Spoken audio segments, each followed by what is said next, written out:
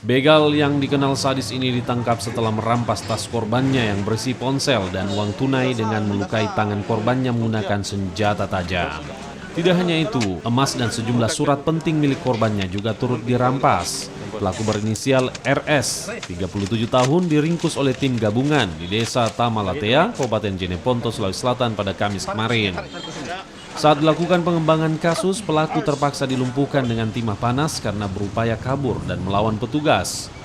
Usai dilumpuhkan, pelaku selanjutnya dibawa ke Rumah Sakit Bayangkara untuk mendapatkan perawatan medis. Selain pelaku, polisi juga mengamankan barang bukti motor dan senjata tajam yang diduga digunakan saat menjalankan aksinya. Polisi juga masih mengejar rekan pelaku lainnya yang kabur. Akibat perbuatannya, RS diancam hukuman 5 tahun penjara. Untuk korban sekarang ini masih dirawat di rumah sakit di Stella Maris. Korban mengalami luka sabetan parang di tangan, punggung, dan luka robek di tangannya. Kalau pelaku sendiri berapa orang?